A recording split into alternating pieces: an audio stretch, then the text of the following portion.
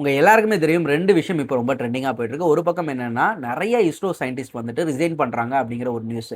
இன்னொரு பக்கம் ஒரு இந்தியன் ஸ்டார்ட் அப் சக்சஸ்ஃபுல்லா வந்துட்டு சேட்டலைட்ட லான்ச் பண்றாங்க. அதுவும் அவங்க ரெடி பண்ண ராக்கெட் வந்துட்டு 95% வந்துட்டு இந்தியன் ப்ராடக்ட்ஸ் மூலமாவே உருவாக்கப்பட்ட ஒரு ராக்கெட். ஸோ இத எல்லாரும் எப்படி பார்க்குறாங்கன்னா, இஸ்ரோவோட ஃபால்ன்னு சில பேர் பார்க்குறாங்க.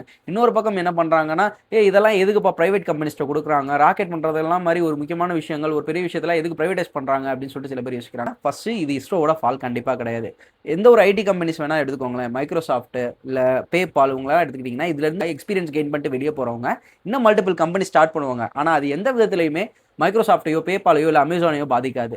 இது ஓவராலா யுஎஸோட குரோத்துக்கு தான் ஹெல்ப்ஃபுல்லா இருந்துச்சே தவிர, அந்த பெரிய பெரிய கம்பெனிஸோட ஃபாலுக்கு எந்த விதத்திலயுமே அது கான்ட்ரிபியூட் பண்ணல. ஸோ அதே சிச்சுவேஷன் தான் இங்கேயுமே நடக்க போகுது. இஸ்ரோ மாதிரியான ஒரு பெரிய லெகசி இருக்கக்கூடிய ஒரு ஆர்கனைசேஷன்ல இப்போ ஷார்ட் டேர்ம்ல வந்துட்டு ரிசோர்ஸை ரீடைன் பண்றதுல ஒரு பிரச்சனை இருக்கலாமே தவிர, லாங் டேர்ம்ல அவங்களோட திட்டங்கள்ல பெரிய அளவுல எந்த விதமான பாதிப்பும் ஏற்படாது அப்படின்னு தான் நான் நினைக்கிறேன். இன்னொரு பக்கம் பார்த்தீங்கன்னா, இந்த ஸ்கை ரூட்டோட ஃபவுண்டரே வந்துட்டு ஒரு இன்டர்வியூல என்ன சொல்றாருன்னா, கிட்டத்தட்ட 50 to 100 சேட்டலைட் கம்பெனிஸ் வந்துட்டு அவைலபிளா இருக்கு. ஸோ டிமாண்ட் ரொம்ப அதிகமா ஆக்சுவலா இருக்கு. அதே சமயத்துல அந்த சேட்டலைட்ஸ ப்ராப்பரா லான்ச் பண்ணக்கூடிய கம்பெனிஸ் அவ்வளோலாம் இன்னும் மார்க்கெட்ல அவைலபிளா இல்ல.